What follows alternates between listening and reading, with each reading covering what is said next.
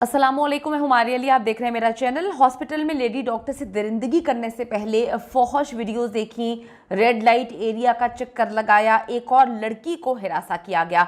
मैं अकेला नहीं था। संजय का सीबीआई को बयान जी, और इस बयान के बाद प्रिंसिपल संदीप घोष को जो है पॉलीग्राफ टेस्ट के लिए रिकमेंड कर दिया गया। इसका भी पॉलीग्राफिक टेस्ट होगा। लेडी डॉक्टर हॉल में अकेली है या नहीं, दरिंदों को खबर देने वाला भेदी जो है वो कौन निकला। संजय के साथ अनूप दत्ता को भी गिरफ्तार कर लिया गया है। संजय राय की लड़की के साथ गलीज चैट भी पकड़ी गई है।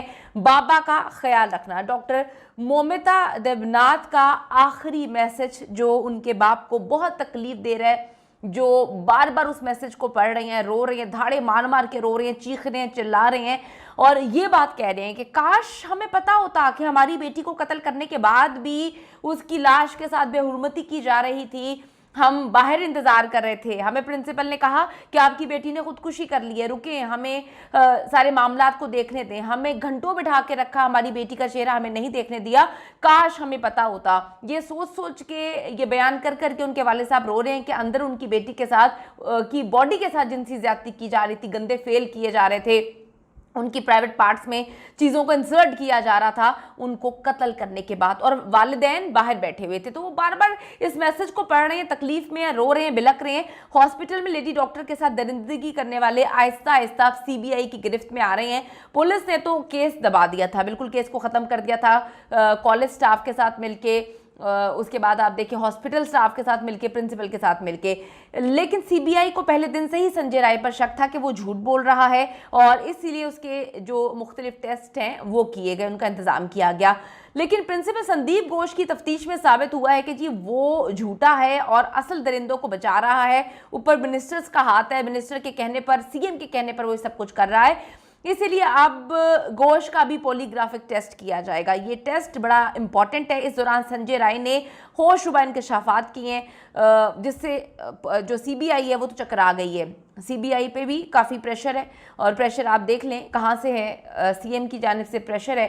सीएम को पता नहीं ऐसी क्या आग लगी हुई है, ऐसे लगता है कि सीएम ने खुदा के सब कुछ किया है। जो उसको तकलीफ हो रही है वो नहीं चाह रही कि ये मामला जो है वो ख़त्म हो। मुलजिम वारदात के रोज़ से कबल रेड लाइट एरिया में गया था, उसने शराब पी थी, उसने मोबाइल पर फौहश वीडियोस देखी थी, राहगीर खातून को छेड़ा था, एक खातून को कॉल करके उससे बरहना तस्वीर मांगी थी। अच्छा, संजय अपने एक दोस्त के साथ अस्पताल के चक्कर लगाता रहा, उसका दोस्त चला गया और मुलजिम संजय रात गए 3 बजे तक आरजे कार मेडिकल कॉलेज अस्पताल के ट्रॉमा सेंटर के ट्रॉमा यूनिट के सामने घूमता रहा। फिर वो ऑपरेशन थिएटर में दाखिल हुआ और उसके बाद तकरीबन सुबह 4:03 पर अस्पताल के सेमिनार हॉल में वो दाखिल होता है। मुलजिम 1 साल कबल इस अस्पताल में एक मरीज को दाखिल कराने के मामले पर एक लेडी डॉक्टर से झगड़ा भी कर चुका है, जिसके बाद उसने बाद में माफ़ी मांग ली थी। संजय राय पर उसकी सास ने भी बीवी पर तशद्दुद और उनके मिसकैरेज का इल्ज़ाम लगाया कि वो मारता था, पीटता था और बहुत ही बुरी हालत की हुई थी बीवी की। यही हाल संदीप घोष का भी निकला। आरजी कार हॉस्पिटल कोलकाता के साबिक प्रिंसिपल डॉक्टर संदीप घोष पर भी बच्चे की पैदाइश के चंद रोज बाद अपनी अहलिया पर तशद्दुद का इल्ज़ाम है। यानी कि इनकी हिस्ट्री यही है कि ये खवातीन को मारना पसंद करते हैं, ये अपनी खवातीन को इतना मारते हैं। तो आप सोचें कि क्या हाल किया गया है इनकी जानिब से उस मासूम डॉक्टर का। संदीप घोष पर उनके साबिक पड़ोसी ने इल्ज़ाम आयद किया है कि संदीप घोष ने तकरीबन 12 साल कबल बच्चे की पैदाइश के सिर्फ 14 रोज बाद अपनी अहलिया को इतना मारा कि वो मार मार के उसको खून खून कर दिया। मीडिया रिपोर्ट्स के मुताबिक संदीप घोष ने ट्रेनिंग डॉक्टर के किल्लत के बाद ओहदे से इस्तीफा दे दिया था। यानी कि जब मामला बड़ा ख़राब हुआ था, फिर उन्हें फौरी तौर पर दूसरे अस्पताल में बड़ा ओहदा मिल गया था, जिसने मुतादिद सवालात को पैदा किया, जन्म दिया। और कहा जाता है कि इनके ताल्लुकात मिनिस्टर से हैं, इनके ताल्लुकात सीएम से हैं और ऐसा तो कभी हो नहीं सकता। ये तो बहुत सारे राज इनके जानते हैं, ये एक पूरा का पूरा रैकेट चलाते थे, इसमें इन्वॉल्व है। तो इसको कैसे जो है नौकरी से निकाल दिया जा सकता है या इस पर कौन से इल्ज़ाम लगने दिए जाएंगे। इसके अलावा संदीप घोष के खिलाफ हुकूमती सरपरस्ती में चलने वाली हेल्थ सेंटर में माली बेज़ाब्तगियों के इल्ज़ामात की तहकीकात भी की जा रही है। दूसरी तरफ आप देखिए डॉक्टर मोमिता देवनाथ की डायरी, उसके बाद उनके आखिरी अल्फाज उनकी वालदा ने रिवील किए हैं। यकीन करें दिल खून के आंसू रो रहा है। उनकी वालदा को याद है कि फ़ोन पर उनकी बेटी के आखिरी अल्फाज क्या थे। उसने कहा, प्लीज़ ध्यान रखें कि बाबा अपनी दवाई वक्त पे लें, मेरी फ़िक्र बिल्कुल ना करें। वो कहती हैं ये हमारी आखिरी बात हुई थी। अगले दिन उसका फ़ोन बजता रहा। उनके वालिद ब्लड प्रेशर के मरीज़ हैं और वक्त पर दवाई लेना ज़रूरी है। वो कहते हैं कि हमेशा ख्याल रखती थी कि मेरी दवाई किसी भी सूरत में छूट ना जाए। एक बार दवा ख़त्म हुई तो मैंने सोचा अगले दिन ख़रीद लूँगा, लेकिन जैसे ही उसको पता चलता है, वो रात के 10-11 बजे खाने से पहले उसने कहा बाबा घर में कोई उस वक्त तक खाना नहीं खाएगा जब तक दवाई नहीं आ जाती। वो ऐसी थी, उसने कभी मुझे किसी चीज़ के बारे में परेशान नहीं होने दिया।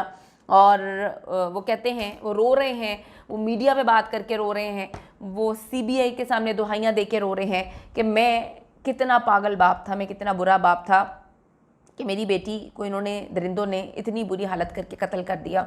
मैं बाहर 3-4 घंटे बैठा रहा, लेकिन मुझे इन्होंने अंदर नहीं जाने दिया। प्रिंसिपल के हवाले से कह रहे हैं, काश मैं अपनी बच्ची की बॉडी को, उसके मरने के बाद उसको वो अजियत जो दे रहे थे, घंटों देते रहे उसको कत्ल करने के बाद, मैं बाहर बैठा काश अपनी बेटी के दिल की आह सुन लेता जो वो मुझे पुकार रही होगी कि बाबा अब तो मुझे कत्ल कर दिया है, अब तो मुझे ये छोड़ दें, लेकिन अभी भी मुझे नहीं छोड़ रहे, मुझे चीर रहे हैं, मुझे फाड़ रहे हैं।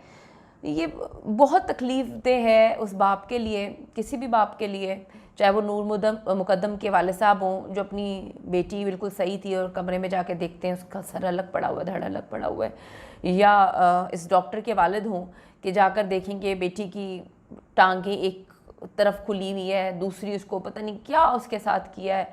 तो ये हर वालिदैन के लिए बड़ा मुश्किल है, बहुत तकलीफ सिचुएशन है। अल्लाह ताला जी हम सबको अपने हिफ्ज़-ओ-मान में रखे।